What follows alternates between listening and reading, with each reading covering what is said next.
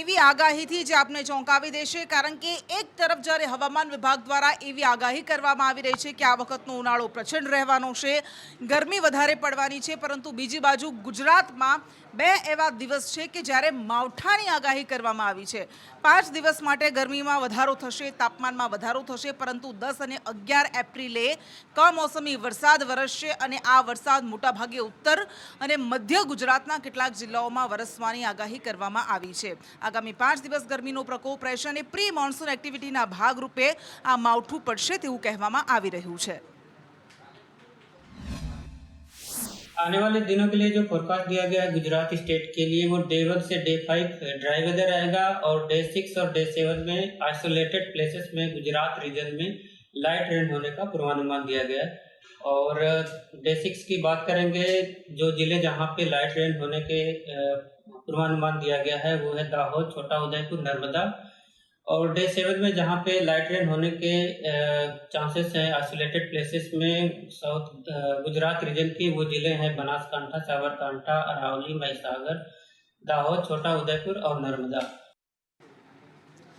અને પુરુષોત્તમ રૂપાલાનો વિવાદ થમવાનું નામ નથી લઈ રહ્યો, પરંતુ બીજી બાજુ ક્ષત્રિયાણીઓ જે ઘણા દિવસોથી આકરા પાણીએ જોવા મળી રહી છે, ઝૂકવા માટે તૈયાર નથી અને રણચંડી સ્વરૂપ ધારણ કર્યું છે, ત્યારે જે તેમણે ચીમકી ઉચ્ચારી હતી કે જો તેમને ટિકિટ રદ નથી કરાતી અમે જોહર કરવા માટે તૈયાર છીએ, ગીતાબા અને પ્રજ્ઞાબાએ જોહર માટેની તૈયારીઓ કરી, ત્યારે તેમને અટકાવવા માટે પોલીસ ગીતાબાના નિવાસ સ્થાને પહોંચી હતી। કારણ કે એક તરફ ભારતીય જનતા પાર્ટી હવે વિવાદને બાજુમાં મૂકીને પ્રચારમાં આગળ વધી રહી છે, રૂપાલા પણ પ્રચારમાં જોડાઈ ગયા છે, ત્યારે ક્ષત્રિય સમાજ હજુ એ ભૂલવા તૈયાર નથી અને તેઓ કહી રહ્યા છે કે જો કોઈ કાર્યવાહી નથી કરાતી, જો ભાજપ કોઈ એક્શન નથી લેતું તો અમે લઈશું। રાજપૂત કરણી સેનાના ગીતાબા પરમાર આપણી સાથે છે, જેઓ મહિલા અધ્યક્ષ છે। સીધી વાત એમની સાથે કરીએ, આજે કયા પ્રકારે તમારો વિરોધ છે, પોતાની માંગને લઈને કેવા પ્રકારની આગેવાની સાથે તમે આગળ વધી રહ્યા છો? પહેલાં પણ આપને કીધું હતું મેં કે મારે જોહર જો 48 કલાકમાં નિર્ણય જાહેર નહીં કરે, રૂપાલાની ટિકિટ કેન્સલ નહીં કરે, તો હું 48 કલાક પછી અલ્ટિમેટમ આપું છું ગવર્મેન્ટને જોહર કરવાનું। હવે ત્યારબાદ સંકલન સમિતિની મિટિંગ યોજાઈ અને રાજકીય આગેવાનો સાથે સંકલન સમિતિની મિટિંગ થઈ।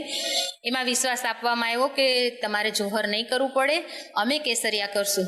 એટલે પછી મેં અમારા ભાઈઓના વચનને માન આપી અને 2 દિવસનો ગવર્મેન્ટને ટાઈમ આપ્યો કે હું મારા ભાઈઓને વચન આપીને અત્યારે તો હું જોહર મુલતવી રાખું છું, પરંતુ જો ક્યાંય મને એવું લાગશે કે ના ભાઈ ઢીલાસ દેખાય છે તો હું જોહર પાછી કરીશ। એવું નથી, મેં કેન્સલ તો કર્યું જ નથી, મુલતવી રાખ્યું હતું।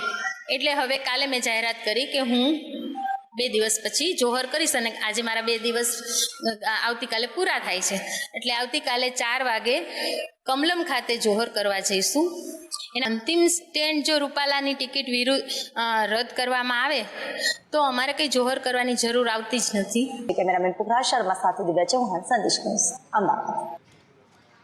તો એક તરફ આ જોહર કરવાની ચીમકીઓ આપવામાં આવી રહી છે, બીજી બાજુ આવા જ આક્રમક તેવર અપનાવ્યા છે પદ્મિનીબા વાળાએ, જેમણે 48 કલાકનું અલ્ટિમેટમ આપ્યું હતું ભારતીય જનતા પાર્ટીને અને હવે 48 કલાક પૂર્ણ થઈ ગયા છે।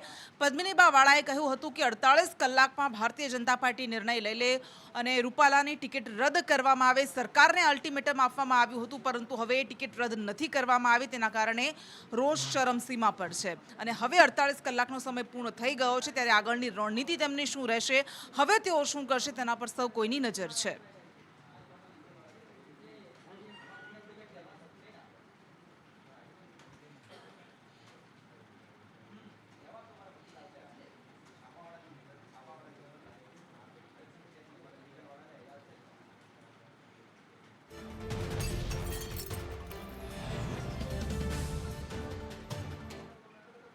અને એક તરફ આ પદ્મિનીબાએ આપેલું અલ્ટિમેટમ પૂરું થઈ ગયું છે, પરંતુ આ જ પદ્મિનીબા કે જેઓ કહી રહ્યા છે કે ક્ષત્રિય સમાજની મહિલાઓના માન સન્માન સાથે ઠેસ પહોંચાડવામાં આવી છે, માન સન્માનને, અને કઈ રીતે મહિલાઓની મજાક ઉડાવવામાં આવી છે, અને આ સાથે અલ્ટિમેટમ આપી રહ્યા છે. પરંતુ આ જ પદ્મિની બાનો એક કથિત ઓડિયો વાયરલ થઈ રહ્યો છે, ઓડિયો ક્લિપ વાયરલ થઈ રહી છે, તે પણ આપણે સંભળાવીશું. પરંતુ બીજી બાજુ પરસોત્તમ રૂપાલા, જેમણે ગઈકાલે કહ્યું હતું કે મારો પ્રચાર બંધ નથી થયો, તમામ સમાજનું મને સમર્થન છે, અને ભારતીય જનતા પાર્ટીનું વલણ પણ કંઈક એવું જ દેખાઈ રહ્યું છે. ઉમેદવાર રદ કરવાની જે માંગ છે એ પૂરી કરવામાં આવશે એવું અત્યારની સ્થિતિમાં હાલ ક્યાંયથી કોઈ નજરે નથી પડી રહ્યું.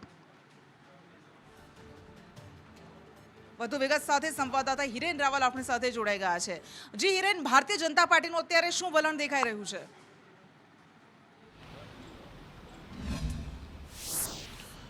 છેલ્લા જે દિવસોથી આ વિવાદ ચાલી રહ્યો છે પરસોત્તમ રૂપાલા વર્સિસ ક્ષત્રિય સમાજનો, અને ક્ષત્રિય સમાજની માગણી છે કે પરસોત્તમ રૂપાલાને બદલવા જોઈએ. ભારતીય જનતા પાર્ટીએ પણ પોતાનું સ્ટેન્ડ મોટે ભાગે ક્લિયર કર્યું હોય તે પ્રકારની સ્થિતિ દેખાઈ રહી છે. પ્રધાનમંત્રી નરેન્દ્ર મોદી સુધી આ મુદ્દો પહોંચાડવામાં આવ્યો છે, પરંતુ પરસોત્તમ રૂપાલાનું જે ટિકિટ છે તે રદ કરવામાં ન આવે તે પ્રકારની સંપૂર્ણ શક્યતા અત્યારે દેખાઈ રહી છે. અને એટલા જ માટે દિલ્હી પ્રવાસ પછી પણ તેમને ભાજપના પ્રદેશના આગેવાનો સાથે અને ગૃહમંત્રી સાથે મુલાકાત કરી હતી, અને ત્યારબાદ પણ પોતાનો પ્રચાર કન્ટિન્યુ કર્યો છે. મૂળ કારણ એ છે કે જો એક ટિકિટ બદલવામાં આવે તો માત્ર રાજકોટ પછી અન્ય જિલ્લાઓ એટલે કે સાબરકાંઠા, વલસાડ અને અમરેલી જેવા જિલ્લાઓ છે, આ જિલ્લાઓની અંદર પણ જે વિવાદ ઊભો થયો છે, જૂનાગઢમાં વિવાદ ધીમે ધીમે ઊભો થઈ રહ્યો છે, આ બધા જ જિલ્લાઓમાં એટલે લગભગ 5 થી 6 લોકસભા બેઠક ઉપર પણ ભાજપ સામે આ ફરીથી નવો વિવાદ ઊભો થઈ શકે છે, અને ત્યાં પણ ઉમેદવાર બદલવાની અલગ અલગ જગ્યાઓ પરથી પ્રબળ માંગ આવી શકે છે. આ પરિસ્થિતિને પહોંચવા માટે અને ફરીથી ડેમેજ કંટ્રોલ કરવું ના પડે એટલા માટે આ સ્થિતિ જે છે, અત્યારે જે ઉમેદવારો 26 જાહેર કરેલા છે એ જ ઉમેદવારો પર લોકસભાની ચૂંટણી ભારતીય જનતા પાર્ટી લડવાનું મન બનાવી ચૂકી છે. અને એટલા જ માટે પરસોત્તમ રૂપાલાએ પણ પોતાનો પ્રચાર કન્ટિન્યુ કર્યો છે. ભાજપના ક્ષત્રિય આગેવાનો છે એમણે પણ અંદરખાને જે ક્ષત્રિય સમાજ સાથે બેસી અને જે ચર્ચાઓ કરવાની અથવા તો સામાજિક લેવલે જે કામ કરવાના છે એ માટેની સૂચના આપી દેવામાં આવી છે. માત્ર એક સમાજના કારણે સીધી રીતે રાજકોટ બેઠક ઉપર ભારતીય જનતા પાર્ટીને કોઈ મોટું નુકસાન મતની રીતે થાય તે પ્રકારની સ્થિતિ ગણતરીના આધારે પાર્ટીને અને અન્ય એજન્સીઓને પણ નથી દેખાતી, અને એટલા જ માટે આ સમગ્ર મુદ્દા પર ભાજપ અને સરકાર છે એ કોઈ પણ પ્રકારના નિવેદન વગર અથવા તો કોઈ પણ પ્રકારની પ્રતિક્રિયા વગર જે ચૂંટણી પ્રક્રિયા ચાલી રહી છે, ચૂંટણી પ્રક્રિયામાં એક તરફી પોતાની લાઈન છે એ કન્ટિન્યુ રાખી છે, અને એ જ કહી આપે છે કે પરસોત્તમ રૂપાલાનું જે ઉમેદવારી છે એ કન્ટિન્યુ રહેશે, અને એ જ બેઠક ઉપરથી પરસોત્તમ રૂપાલા ભાજપના મેન્ડેટ ઉપર જીતીને પણ આવશે. જી, આભાર આપનો તમામ વિગત માટે. અને હવે આ વિવાદને કારણે છેલ્લા ઘણા દિવસથી ભારતીય જનતા પાર્ટીનો પ્રચાર રદ જાણે કે થંભી ગયો હતો, પરંતુ હવે વિવાદને પડખે મૂકીને ભાજપ પ્રચાર આગળ કરી રહી છે, અને રૂપાલા પણ તેમાં જોડાઈ ગયા છે. આજે તેમણે ટિફિન સંમેલન, તેમણે કહ્યું કે જ્યારે હું ધારાસભ્ય હતો ત્યારે આ ટિફિન સંમેલન કરતો હતો, અને હવે રૂપાલા ડોર ટુ ડોર ઉતર્યા છે, જાહેર સભા નથી કરી રહ્યા, મોટા ભાગે જે રીતે દેખાઈ રહ્યું છે, અને વિવાદ વચ્ચે ભારતીય જનતા પાર્ટીએ પ્રચારની આ નવી રણનીતિ અપનાવી છે. વધુ વિગત સાથે સંવાદદાતા મયુર સોની આપણી સાથે જોડાઈ ગયા છે. જી મયુર, અત્યારે પ્રચારની કઈ રીતે રણનીતિ અપનાવવામાં આવી છે અને કેવી રીતે રૂપાલા લોકો સુધી પહોંચી રહ્યા છે? કૃષ્ણા, આજના દિવસની અંદર 5 અલગ અલગ જાહેર કાર્યક્રમો છે તેના દ્વારા રૂપાલાનો પ્રચાર છે તે ચાલી રહ્યો છે. સૌથી પહેલા તેઓ સવારના આશાપુરા માતાજીના મંદિરે ગયા હતા, ત્યાં દર્શન કર્યા, માથું નમાવ્યા બાદ તેમણે ટિફિન બેઠક છે તેની અંદર ભાગ લીધો હતો. અખિલ હિન્દ મહિલા સંમેલનની જે આ ટિફિન બેઠક છે તેની અંદર મોટા પ્રમાણની અંદર મહિલાઓની સાથે તેમણે સંવાદ પણ કર્યો હતો, અને સાથે સાથે ભોજન પણ લીધું હતું. બપોર બાદના અલગ અલગ 3 કાર્યક્રમો છે, જેમાં એક વિશ્વકર્મા સમાજ છે તેના મંદિરે દર્શન કરવાનો અને સમાજને સંબોધન કરવાનો કાર્યક્રમ છે. આ ઉપરાંત રાત્રિના લગભગ 8 વાગ્યાના આસપાસ એક જાહેર સભા છે તેનું પણ આયોજન કરાયું છે. નવા 150 ફૂટ રિંગ રોડ ઉપર આ એક નાનકડી જાહેર સભા છે, તેની અંદર સર્વ સમાજના લોકો છે તેને રૂપાલા સંબોધિત કરવાના છે. કૃષ્ણા, મહત્વની વાત એ છે કે છેલ્લા 4 થી 5 દિવસથી વિવાદના કારણે પ્રચાર છે તેના ઉપર બ્રેક લાગી હતી, પરંતુ હવે ધીમે ધીમે પ્રચારની રણનીતિ છે તે આગળ વધી રહી છે. સૌથી પહેલા ડોર ટુ ડોર પ્રચાર, ત્યારબાદ અલગ અલગ સમાજ અને અલગ અલગ જે વ્યક્તિઓ છે તેમના ઘરે જવાનો, અથવા તો તે અલગ અલગ સંગઠનો છે તેના સુધી પહોંચવાનો, અને પ્રચાર કરવાનું આયોજન છે તે કરવામાં આવ્યું છે। આગામી 2 થી 3 દિવસની અંદર ડોર ટુ ડોર પ્રચારની સાથે સાથે સોસાયટીઓનો પ્રચાર છે, પ્રબુદ્ધ નાગરિકો છે તેમની સાથે મીટિંગ છે, આ સહિતના કાર્યક્રમો છે તે ઘડવામાં આવી રહ્યા છે। પ્રચારને વેગ આપવા માટેની આ એક નવી રણનીતિ હોય તે પ્રકારનું આયોજન છે તે બીજેપીની અંદર કરવામાં આવી રહ્યું છે। જી બિલકુલ, આભાર આપનો તમામ વિગત માટે। અને પરસોત્તમ રૂપાલા હવે વિવાદને લઈને કંઈ બોલવા માટે તૈયાર નથી, કારણ કે તેમને ખબર છે કે તેમણે બોલેલું અત્યારે તેમને કેટલું ભારે પડી રહ્યું છે, પરંતુ હવે પ્રચાર માટે તેઓ જોતરાઈ ગયા છે અને તેમણે પ્રચાર કરતી વખતે શું કહ્યું તે પણ સાંભળી લઈએ। આયોજન વખતે મેં એવું એમને જણાવેલું કે મારા કાર્યક્રમોમાં એક હું ટિફિન બેઠકની પણ મારી એક પ્રણાલી છે જે મેં ધારાસભ્ય હતો ત્યારે શરૂ કરેલી। તો મારા મનમાં એવી ઈચ્છા હતી કે આપની આ બહેનોની મિટિંગમાં આપણે ટિફિન બેઠક સાથે એ મિટિંગ કરીએ। એના ભાગરૂપે અમારા બધા આગેવાનો પણ ટિફિન લઈને આવેલા હતા, કેટલાક બહેનો પણ ટિફિન લઈને આવેલા હતા। એક પ્રકારે ટિફિન બેઠકની વ્યવસ્થા જે મારા જાહેર જીવનના કાર્યક્રમોનો એક ભાગ હતો એ તરફ એક સંકેત જાય એ માટે આજે અમે ટિફિન બેઠકના મંગલાચરણ કર્યા છે। ટિફિન બેઠક અંગેની વ્યવસ્થિત બેઠકો પણ આગામી દિવસોમાં બધા કાર્યકર્તાઓ સાથે મળીને અમે શરૂ કરીશું। રૂપાલા તો કહી રહ્યા છે કે ટિફિન બેઠકના મંગલાચરણ કર્યા છે, પરંતુ વિવાદની આગ હજુ પણ શાંત થવાનું નામ નથી લઈ રહી। અલગ અલગ 6 દ્રશ્યો મેં આપને બતાવીશું કે કેવો અલગ અલગ શહેરોમાં આ વિવાદને લઈને અત્યારે માહોલ છે। જૂનાગઢ, આણંદ, વડોદરા, રાજકોટ, મહેસાણા, આ તમામ શહેરોના દ્રશ્યો જે અમે આપને બતાવી રહ્યા છીએ। ક્યાંક આવેદનપત્ર આપવામાં આવી રહ્યા છે, ક્યાંક રેલીઓ કાઢવામાં આવી રહી છે, તો ક્યાંક રેલીઓ માટે મંજૂરી માંગવામાં આવી રહી છે। રૂપાલા સામે ક્ષત્રિયો જંગે ચડ્યા છે, ઝૂકવા માટે તૈયાર નથી। તેમની એક જ માંગ છે અને એ માંગ અત્યારે ઘણા દિવસોથી પૂરી થતી નથી દેખાઈ રહી, અને તેમણે કહ્યું હતું માંગ પૂરી નહીં થાય તો અમે આંદોલન ઉગ્ર બનાવીશું।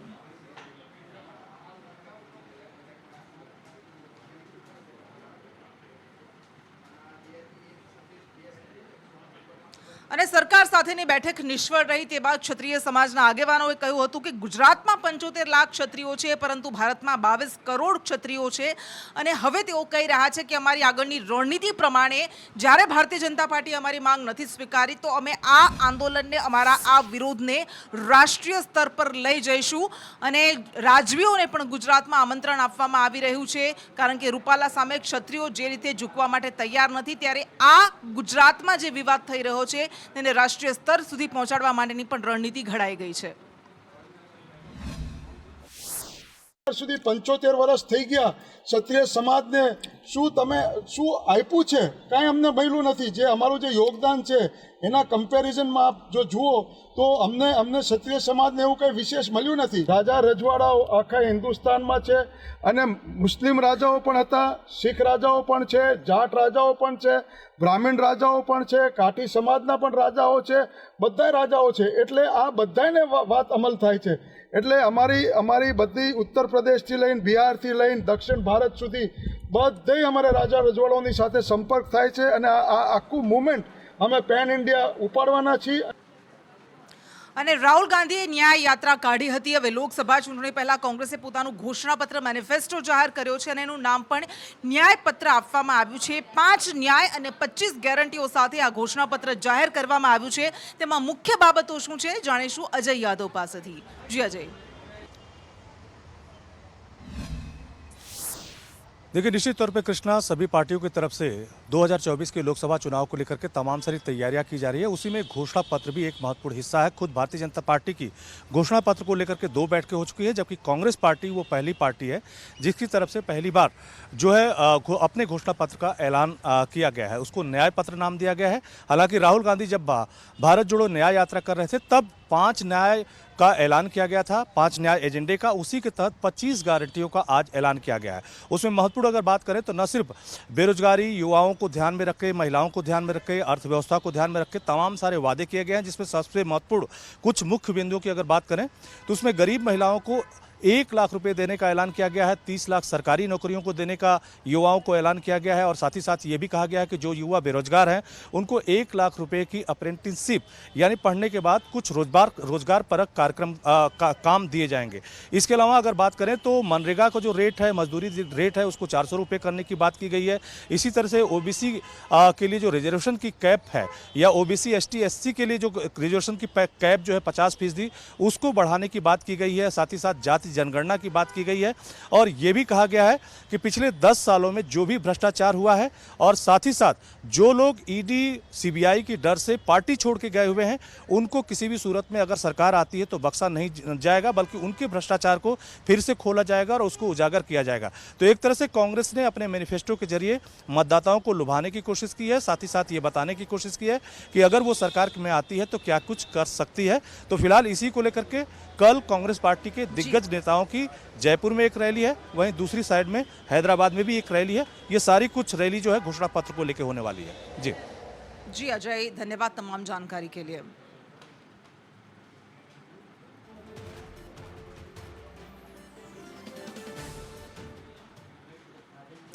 અને ક્ષત્રિયો જ્યારે ભારતીય જનતા પાર્ટી સામે ખાસ કરીને રૂપાલાના નામે જંગે ચડ્યા છે ત્યારે કોંગ્રેસે હવે રણનીતિ અપનાવી છે કે આ આખા વિવાદને કઈ રીતે તેનો લાભ લઈ શકાય અને વડોદરાથી જસપાલસિંહ પઢિયારને કોંગ્રેસે ઉમેદવાર તરીકે જાહેર કર્યા છે, જેઓ ક્ષત્રિય સમાજમાંથી આવે છે। અને જસપાલસિંહ પઢિયારે કહ્યું કે ભારતીય જનતા પાર્ટી આવી રીતે વિવાદો ઊભા કરે છે જાતિના નામે, પરંતુ કોંગ્રેસ એ 18 વર્ણને સાથે લઈને ચાલનારી પાર્ટી છે। વિચારધારા અમે ધરાવીએ છીએ અને તમામ સમાજ હોય એને સાથે લઈને ચાલનારા ની વિચારધારા કોંગ્રેસ પાર્ટીની રહી છે।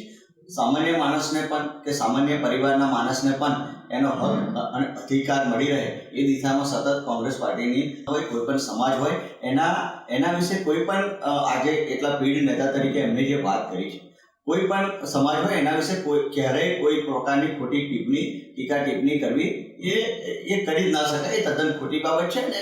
હવે મેં તો જે દિવસ એનું મેં સમાચારના માધ્યમથી જાણ્યું તરત જ એને અમે વખોડ્યું હતું। ક્ષત્રિય અને ચૂંટણી પંચ ભલે જાહેરાત કરતો હોય કે જાતિના નામે વોટ ન માંગવા, પરંતુ હકીકત એ છે, કડવી વાસ્તવિકતા છે કે આજે પણ આપણી રાજનીતિ જાતિને આધારે ચાલે છે। કઈ રીતે એક જાતિના વિવાદનો ફાયદો બીજો પક્ષ લે છે એનું આ ઉદાહરણ છે। અને એક તરફ જ્યારે સુરેન્દ્રનગરમાં ચંદુભાઈ શિહોરાને ટિકિટ આપવામાં આવી છે, જેના કારણે તળપદા કોળી સમાજ નારાજ હતો, ત્યારે એનો ફાયદો ઉઠાવવાની કોંગ્રેસે કોશિશ કરી છે અને ઋત્વિક મકવાણા કે જેઓ તળપદા કોળી સમાજમાંથી આવે છે તેમને ટિકિટ આપી છે। પહેલા ભારતીય જનતા પાર્ટીના પ્રમુખ અહીંયા જ્યારે સુરેન્દ્રનગર જિલ્લાની મુલાકાતે હતા ત્યારે ભારતીય જનતા પાર્ટીની સભાની અંદર જ એમણે જાહેરમાં કહ્યું છે કે અહીંયા જીતેલો એક પણ ધારાસભ્ય પોતાની તાકાત ઉપર કે જનતાના મતથી ચૂંટાયેલો ધારાસભ્ય નથી, એ માત્ર ને માત્ર નરેન્દ્ર મોદીના નામ ઉપર ચૂંટાયેલા નેતાઓ છે। અને કોંગ્રેસે ગઈકાલે અન્ય 3 ઉમેદવારોના નામની જાહેરાત કરી, જેમાં જૂનાગઢથી હીરાભાઈ જોડવાને ટિકિટ આપવામાં આવી છે અને તેમણે પ્રચારના શ્રી ગણેશ પણ શરૂ કરી દીધા છે। કોંગ્રેસે ફરી એક વખત માનવતાવાદને ટિકિટ આપી છે અને હંમેશને માટે મારી પાર્ટી પણ માનવતાવાદને માને છે। સનાતન ધર્મને હું માનું છું, એમની ગીતાના સંદેશ છે કે દરેક માણસમાં અને જીવસૃષ્ટિમાં પણ હું છું, તો એ માનવતાવાદને એક ટિકિટ આપી છે। એટલે કોંગ્રેસ પાર્ટીનો અને પ્રજાનો હું આભારી છું અને પ્રજા મને ચોક્કસ આશીર્વાદ આપશે એની મને ખાતરી છે। અને સી.આર. પાટીલ જે તે વ્યક્તિની હાજરીમાં જ તેમના પર નિશાન સાધવા માટે જાણીતા છે, તેમણે આ વખતે માવજી દેસાઈ પર નિશાન સાધ્યું છે અને તેમણે કહી દીધું કે અપક્ષ પણ આપણી સાથે જ છે, અમને ખબર છે કે સાથે નહીં રહે તેમનું શું થવાનું છે। ગુજરાતમાં અપક્ષોને પણ ખબર છે કે અપક્ષિસ્તોને ભાજપ સાથે નહીં રહીશું તો ઘરે આવી જશું।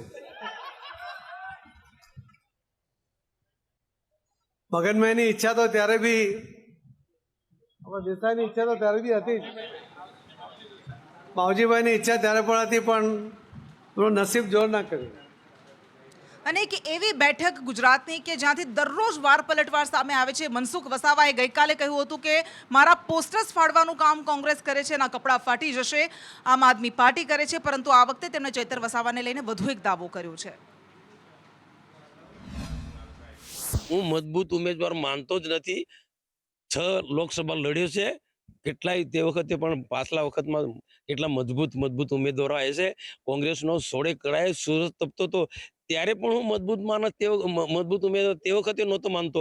આજે મારા માટે સરળ થઈ ગયું છે કે નવી પાર્ટી છે, નવો ઉમેદવાર છે, જેના એક તાલુકાની અંદર કોઈ કાર્યકર્તા એને નથી મળતા, એટલે બહારના કાર્યકર્તા લાવીને તાકાત અજમાવી રહ્યો છે. એને ખોટા આરોપ મૂકે ડરી ગયા, એનાથી કોઈ ડરે એ તો ચીટર છે એક નંબરનો. એટલે આ ચૂંટણીની મોસમ છે, વાર પલટવારની મોસમ છે. મનસુખ વસાવા કંઈક દાવા કરી રહ્યા છે તો સામે ચૈતર વસાવા તરફથી પણ પલટવાર આવી રહ્યા છે.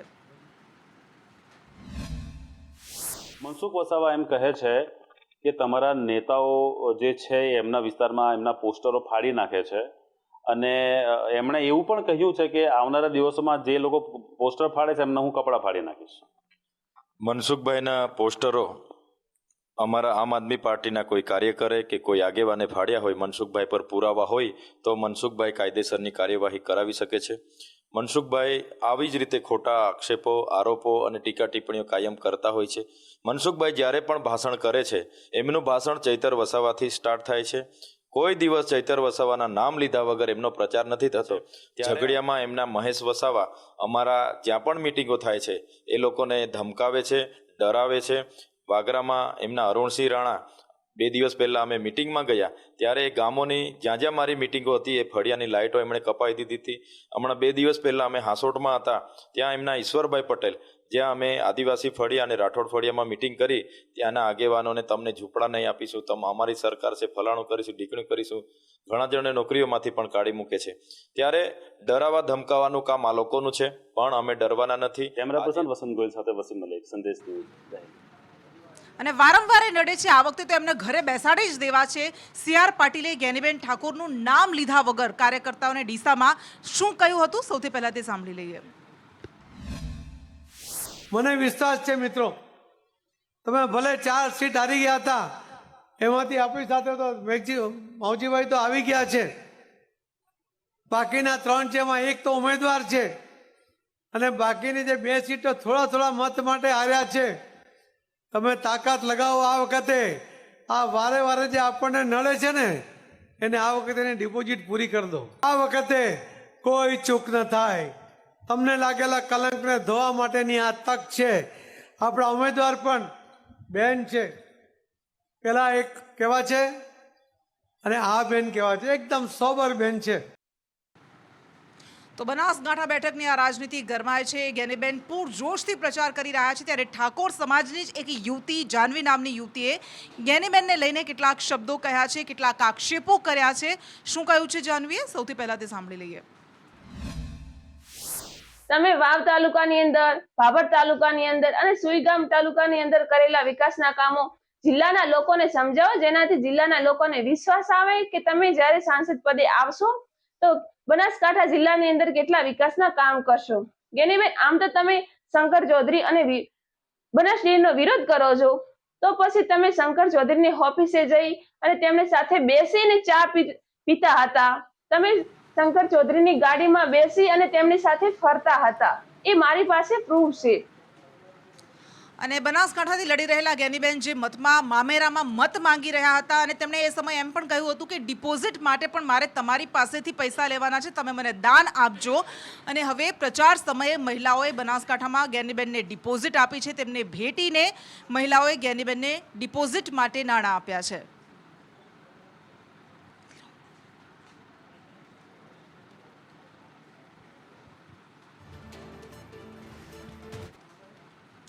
અને સાબરકાંઠા એક એવો જિલ્લો છે કે જ્યાં ભાજપમાં ઉઠેલો ભડકો શાંત થવાનું નામ નથી લઈ રહ્યો. શોભનાબેન બારૈયા સામેનો વિરોધ હજુ પણ શાંત નથી થયો. ત્યાં બીજી બાજુ વીડી ઝાલા સામે કાર્યકર્તાઓમાં રોષ જોવા મળી રહ્યો છે. હિંમતનગરના ધારાસભ્ય છે અને તેમણે પંચાયત સદસ્યનું અપમાન કર્યું હતું. આ આરોપ સાથે તેમની સામે રોષ વ્યક્ત કરવામાં આવી રહ્યો છે. પત્રિકાઓ પણ વાયરલ થઈ રહી છે. પંચાયત મહિલા સદસ્યનું જાહેરમાં અપમાન કર્યાનો તેમના પર આરોપ લગાવવામાં આવ્યો છે.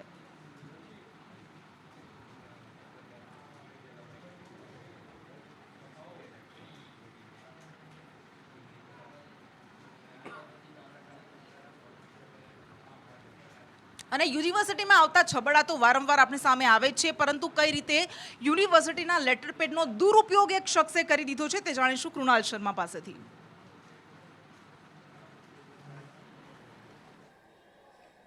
બિલકુલ જે રીતે કોમર્સ ફેકલ્ટી MS યુનિવર્સિટીની કોમર્સ ફેકલ્ટી કે જેમાં પરીક્ષાઓ હતી 16 તારીખે પરીક્ષાઓ હતી અને 11મી તારીખનું બનાવટી જે લેટર છે તે ફરતો થયો તો વાયરલ થયો તો તેને લઈને વિદ્યાર્થીઓ મૂંઝવણ મુકાવ્યા હતા અને સત્તાધીશો ચોંકી ગયા હતા. જોકે સમગ્ર મામલે ડીને નિવેદન કર્યું છે કે આ મામલે રજિસ્ટ્રાર સાથે ચર્ચા કરાશે અને ત્યારબાદ સાયબર ક્રાઇમમાં પણ ફરિયાદ કરવામાં આવશે, કારણ કે ગંભીર આ ગુનો છે. કારણ કે જ્યારે પરીક્ષા લેવાની વાત હોય અને વિદ્યાર્થીઓએ પણ તૈયારી કરી હોય ત્યારે 16ને બદલે 5 દિવસ પહેલાનું જે આ રીતે લેટર પેડ MS યુનિવર્સિટીના લેટર પેડનો ઉપયોગ કરીને આ પત્ર વાયરલ કરાય તે ખૂબ જ ગંભીર બાબત છે. અને ઉનાળાની શરૂઆત થઈ ગઈ છે, પાણીના વલખાના સમાચાર પણ આવશે, પરંતુ બીજી બાજુ બોટાદવાસીઓ માટે એક સારા સમાચાર આવ્યા છે, કારણ કે ઉનાળામાં બોટાદના ગઢડામાં રમાઘાટ ડેમ છલકાયો છે અને તેના કારણે આસપાસના 10 ગામડાના લોકોને પાણીથી ફાયદો થશે. ગઢડા સહિતના 10 ગામડાઓના લોકોને પીવાનું પાણી પણ મળી રહેશે. સિંચાઈના પાણી માટે ખેડૂતોએ રજૂઆત કરી હતી, ત્યારે સિંચાઈના પાણી માટેનો પણ આ ડેમમાં પાણી છોડવામાં આવતા ડેમ છલકાયો છે, જેના કારણે લોકોને ફાયદો થશે.